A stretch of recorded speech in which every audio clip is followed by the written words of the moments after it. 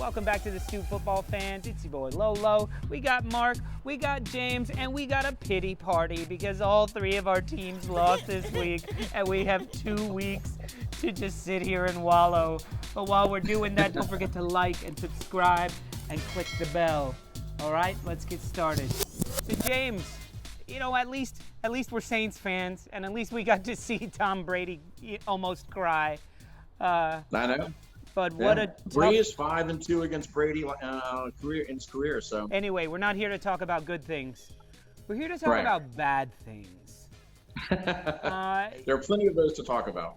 Last week, man, what happened? You converted all of this area of Park Slope into Leeds United fans. We all said, don't worry about the loss to Leicester. Leicester is a top team. You got Palace. Y'all got them. What the fuck happened? Well, I mean, I would point to, number one, injuries. You cannot have the playing style that Marcelo Bielsa wants to have, which is that very up-tempo, attacking playing style, without Calvin Phillips. So much of Bielsa's his strategy is predicated upon, creating space in the opponent's half, but then also disrupting the opponent when they're attacking in your half. Yeah. So that is, and without that disrupting influence, Stroik just doesn't cut it. They drop Cleach back there to sort of cover for Stroik, but it doesn't work. And then you can't have your fullbacks, and in our system, the fullbacks are very important. Ailey and Dallas have to be allowed freedom to attack up the pitch. And unfortunately, without Phillips there, that leaves the back exposed, and you saw what happens when Cooper and Koch and Meslier are exposed. Yeah. They give up goals. And a friend of mine asked me to describe that defeat in 3 words, and my 3 words were death by counterattack. That was it. So, and the Leicester match was very similar. Again, we just succumbed to the counterattack far too often, easy goals. That's it. That's the bottom line. Look, you guys, after watching Leeds United play one match, you could say, okay, we're going to counterattack. We're going to let them run up the pitch, but we're going to counterattack. And so any team, it seems, would be able to do that and take advantage of the style of Bielsa and Leeds. But you've been able to hold people from doing that. I can't see that that's all Calvin Phillips. I just can't. I don't think it's just him.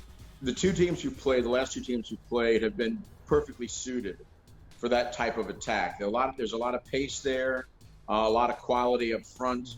Zaha and Eze just caused us headaches all match long. And a lot of that was because Dallas was simply not able to stop Eze.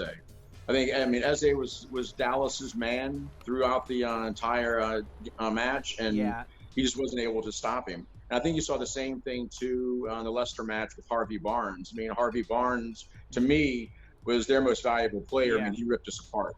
Yep. And again, it's all about the pace of the opposition and what they have up front as far as attacking options. And we just we can't stop that. Just 2 teams, like I said, perfectly suited to that counter-attacking style. And Calvin Phillips is, just tremendously important. He's tremendously important. I cannot emphasize that enough. Right now with Llorente injured, we just don't have a lot of options back there, and that's the problem. And then for this match against Palace, Pablo Hernandez was out for disciplinary reasons. We've since discovered. For kicking over the water bottle and throwing a tantrum after he was taken out of the Leicester match. Yeah. So Bielsa sat him, when you're down to very few options. Alioski, I've always maintained, is not a Premiership player. I like him. He brings a lot of energy onto the pitch, but it's kind of just him running around and and if you look at all the goals, that 4th goal was just was symptomatic or emblematic of the day. You had our defenders just kind of I'll use a Yorkshire expression. They were faffing about. Faffing about. Faffing about means basically they were kind of like in a disorganized fashion, and I mean they looked like they were doing something, they were really getting nothing done. Yeah. And highly disorganized. And faffing about, one of my favorite Yorkshire expressions, and that's very appropriate for our defense that particular day. It was just really bad.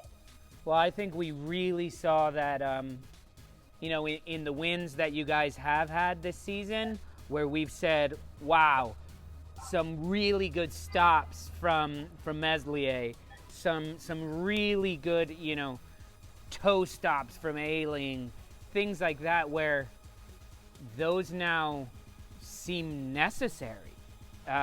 Because your keeper has an off game. He was, I would say, worse than an off game. He was terrible. Yeah, he was worse than last week. But the way you guys play, he cannot have an off week. And, we ragged on him on week 1 and said, I don't know if he's ready. He'll get there. Week 2, week 3, oh my God, he's brilliant. Everybody's commenting, saying that I don't pronounce his name right. Well, have some consistent clean sheets. Maybe I'll look it up. Yeah, and then that third goal was inexcusable. The own goal was inexcusable. He should have been at the post and was not. And the ball went right between him and the post. Yeah, well, you could say that he was unlucky, but that was really bad. Yeah, he should have been protecting that post. I think that should never have happened. That goal is the one that I have a little bit of patience for, because you see him, he glances like, okay, who's this cross coming into? And when he looks back, it's coming. But beyond that, he wasn't covering this post. He wasn't covering he was in no man's land anyway. Yeah. So a good cross could have been a goal anyway. Yeah, he should have been. He should have been glued to that post. Glued to it, and he was not. Yeah. And that little gap that he created by being indecisive was where the ball went, and that again should have been an easy stop. Yeah. Even for an old goal that he's not expecting. A deflection off the poster. Yeah, it was a difficult match to watch, because we did play well at times. Mm-hmm. Of course, as you know, we were robbed of a goal, I think, by Mike Dean and VAR. You said his name. I told you not to say his name. You will not say his name on our show. He who shall not be named. You know what? First of all, I was going to save the whole conversation about the handball, and I know it was offside, but I'm calling it handball because it was closer to, you fucking, his whole body is behind everybody. All he's doing is calling for the ball. This. That's all he's doing, is calling for the ball. Yeah. Right? He's calling where for are the they ball. drawing the line? He's wearing long sleeves, so the end of his sleeve. They got that little is VAR thing is like this. It's like Yeah,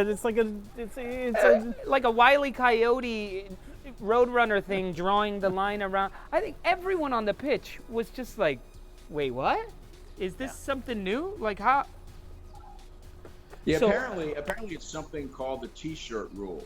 Yeah. But the T-shirt rule is in the handball section of the rules, not in the offside section of the rules. Mm-hmm. So I don't know what relevance the T-shirt rule has to offside. I'm still trying to figure that one out.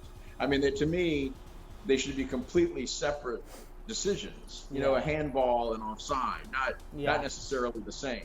I couldn't believe it. Watching it over and over again, and it appears to me too that both of the Palace players, in one form or another, keep him onside. Yeah. And I don't know. I don't know where that came from. It's Mike Dean, or the person who from now on shall be unnamed. Referees, grow some balls and stick with your call on the field. Don't go watch something. If you go and watch it in full time and watch it in slow motion. There were multiple ones this weekend where they watched it in slow motion and decided, I'll give him the handball.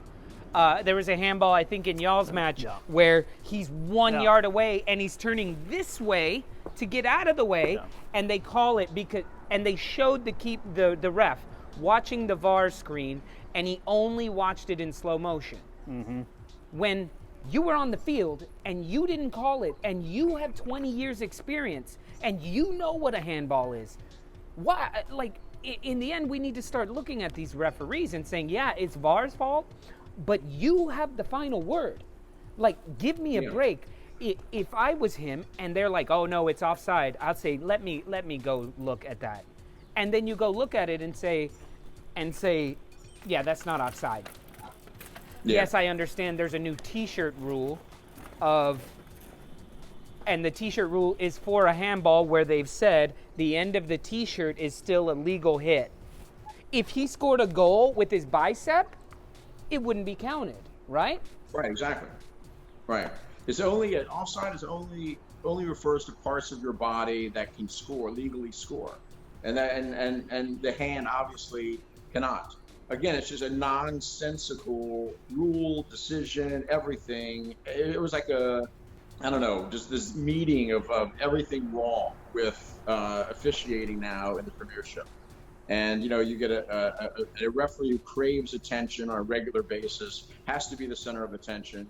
And then you have the, VAR and, just a bad call it's just unbelievable. It's just unbelievable. It completely took the air out of the match.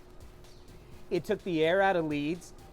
Everyone was like, what? And then before you knew it, the second goal was in, and you guys are like, wait a minute, we were just in this. Yeah.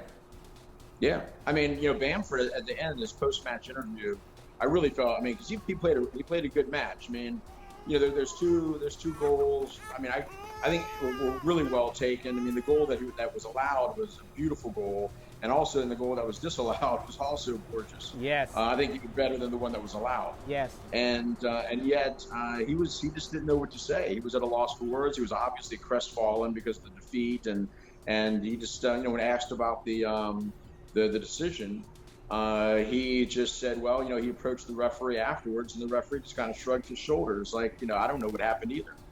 And that should never be the case. If you're the referee, you're in charge of the match. Exactly. There shouldn't be anything that happens that especially with VAR, you should never say, I don't know, I guess you were offside. You were there watching it. And if they tell you, oh, he's offside by his bicep is offside, I would go, let me see this. Yeah. Well, I have a feeling I know what we're talking about next week. VAR? That's all we talk about. we could spend several hours talking about how inept VAR has been this season. It's been disgraceful. We're getting way far off of Leeds. Like I said, I'm furious. We could do a show next week about this. I'm freaking furious about this. And I think Patrick Bamford came out upset about his performance last week. And he came out and he looked good. He looked very sharp. That goal, very sharp. He's actually, like, the part where he's offside. Yeah. That part where he's offside was because he was dictating play like a real striker. Yeah. And then he took it, boom, boom, first time. How you doing, man? Good to see you. His second one, off the chest, first time. That was so pretty. Beautiful. So pretty. And I was like, Now, unfortunately, we've been talking about EZE, EZE. EZE since week 1, and we were saying how this kid's going to be good. I hate that he had his breakout match against you, but he looked good, man. I don't know. I know. You would have had to stop counterattacking and deal with him to stop him. Because I think pre-match all the focus was on Zaha. Because EZE doesn't even start every week. So the fact that he started and had his best game. Well, he played well. He played well against us in the championship. And the thing about Crystal Palace too was they allowed him to sort of do what he likes to do, which he likes to set up on that left-hand side and move across the middle of the pitch and use his right foot. His right foot is his dominant foot, is his strong foot. So he likes to play on the left. He likes to play sort of that left wing position, but again allows him to cut inside and wreak havoc in the middle of the pitch. And he did that against us when he was at QPR. I mean, he's a very good player. You know, I mean, the last couple of weeks we've seen 2 players that we faced in the championship. Harvey Barnes for West Brom, when he played at West Brom, and now with Leicester, and EZE with QPR, now with Crystal Palace. And they've, you know, once again, they've been thorns in our side. So, yeah.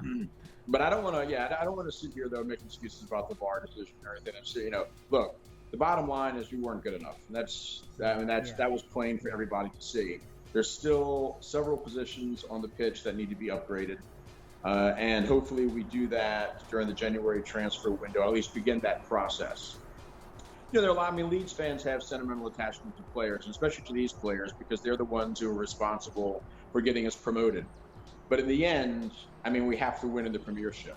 And unfortunately, some of these players are not Premiership quality players. And they're going to have to, over the course, like I said, over the next couple of transfer windows, I think you're going to see some of them shipped out, replaced, maybe moved around in the lineup, you know, maybe coming off the bench as substitutes, because we really need to upgrade. And I think that we need a left back in the worst way. We need someone in the central midfield still. I think Rodrigo's a good accompaniment to Bamford, but I still think we need maybe even somebody up front. Our wingers, the last couple of matches, our wingers have looked pretty bad. Harrison and Costa both had terrible games against Palace. Although Costa had a decent game against Leicester, and Harrison had a bad game. But, you know, I mean, Harrison, 2 bad games in a row. You know, teams are very happy to see us kick the ball around in midfield and send the ball up from deep positions on the pitch. They're not, you know, we're not penetrating. We're not getting in there and causing problems within the opponent's defense, and that's a real issue, you know. Yeah. So we're going to have to solve that problem. I think Rodrigo coming back is going to help, and I think it's not going to be very far in the future where we're going to see Rafinha take over for Costa. Yeah. I think that's coming up very soon. Yeah. Well, I think those two will be able to switch back and forth and to not run out of steam. Exactly, yeah. But in the end, like, you guys gotta score more goals if you're gonna continue playing the way you are. And I'm not even gonna put this one on Bamford this time because I did think he played very well. He played much better. Yeah. But the setup play, it just looked sloppy. You guys looked sloppy second week in a row. And maybe this 2-week break will be very good for y'all. I'm not sure if you have 9 players going out again.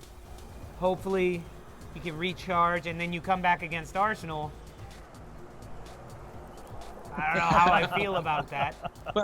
Well, both teams will be hungry for a win in that one. I can tell yes. you. Very hungry. That's gonna be a desperate struggle. It's gonna be a 4-4 draw. Yeah. I think it's gonna be. Yeah, it's gonna be interesting. That match is gonna be interesting because you have 2 teams right now that are just simply put. I mean, they're on their heels. I mean, it looks like they're waiting for the knockout blow at some point. Yeah. All right, James, it's great talking to you. Mark, thank you for not saying anything. Stick around for more Stoop action this week. We'll be talking Arsenal and all sorts of other things. Thanks again, James. Don't forget to like and subscribe and click the bell.